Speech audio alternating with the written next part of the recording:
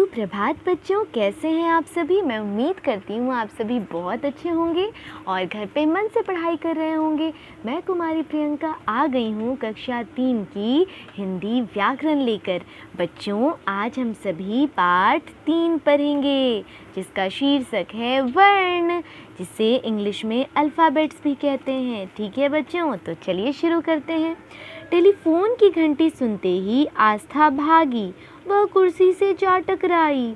कुर्सी धड़ाम से गिरी, आस्था जोर से चीखी। आप लोगों के भी साथ कभी ऐसा हुआ है क्या? मैं उम्मीद करती हूँ नहीं हुआ होगा, लेकिन आस्था के साथ हुआ।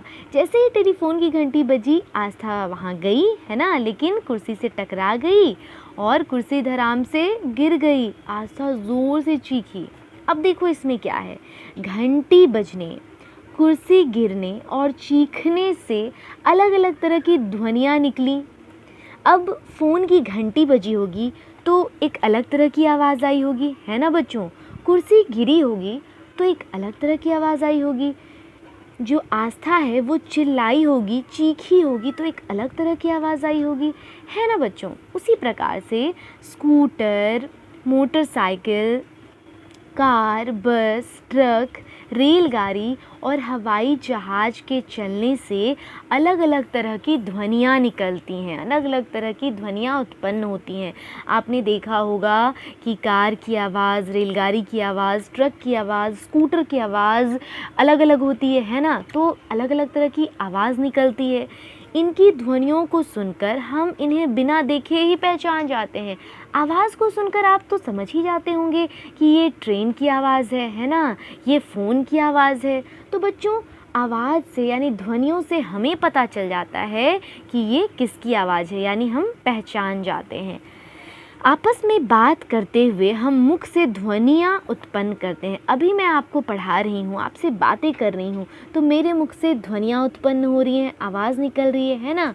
ध्वनियाँ ही भाषा बनाती हैं और यही ध्वनियाँ जो मैं अभी बोल रही हूँ बच्चों, जो आवाज़ निकल रही है ना, इन्हीं ध्वनियों से भाषा बनती है।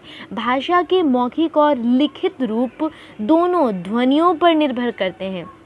और आपने जो पाठ 1 में पढ़ा था भाषा के बारे में, लिखित भाषा आपने पढ़ा, मौखिक भाषा पढ़ा, तो ये दोनों जो रूप हैं भाषा के, ये किस पे निर्भर करती है?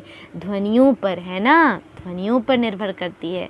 आगे बढ़ते हैं। देखिए, दादाजी बाजार से लौटे, पल्लव भाग कर गया, उनके हाथ से थैला लिया। वह बोला, दादाजी इसमें क्या है? देखो, पल्लव भाग करके गया है दादाजी से थैला लेने के लिए और उसने पूछा, दादाजी इसमें क्या है? तो दादाजी ने कहा अमरुद। दादाजी ने कहा अमरुद। क्या कहा उन्होंने? अमरुद। अब अमरुद में अनेक ध्वनियाँ हैं बच्चों। अब अमरुद की बात करते हैं तो अमरुद में अनेक ध्वनियाँ हैं, अनेक आवाज़ हैं। दादाजी ने क्या कहा? अ म रू द। ठीक है, अमरुद, है ना। इसमें अन्य ध्वनियाँ भी हैं और इसमें अन्य ध्वनियाँ भी हैं, जैसे अ म अ र उ द अ, है ना। देखो, द आप बोलते हैं ना, द अ, तो द के साथ अ भी आता है, द अ, यानी द और अ। इस प्रकार से हम कह सकते हैं कि ये ध्वनियाँ सबसे छोटी हैं। भाषा की सबसे छोटी इकाई को वर्ण कहते हैं और भाषा की जो सबसे छोटी से छोटी इकाई होती है उसे वर्ण कहते हैं। इसके और अधिक सरल भागों के टुकड़े नहीं हो सकते, यानी इससे और हम छोटा इसे नहीं कर सकते। जैसे अमरुद लिखा हुआ है, इसे हम क्या कह सकते हैं? अ म, है ना। म में अ भी आता है, जब भी हम म बोलते हैं, म यानी म अ, है ना, म अ, यानी म में अ भी आता है। ठीक है, उसी प्रकार रूद, रुद, र और उ है ना। उसी प्रकार द में द और अ है। तो इस प्रकार ये ध्वनियाँ सबसे छोटी रूप होती हैं। भाषा की सबसे छोटी इकाई को वर्ण कहते हैं, है ना बच्चों। तो इस प्रकार से आपने सीखा कि भाषा की जो सबसे छोटी इकाई होती है भाषा की, उसे हम वर्ण कहते हैं। ठीक है, आगे बढ़ते हैं। ठीक है, हिंदी में 2 वर्ण है ना। हिंदी में वर्ण के 2 भेद हैं, स्वर वर्ण और व्यंजन वर्ण। हिंदी में 2 प्रकार के वर्ण होते हैं, स्वर वर्ण और व्यंजन वर्ण।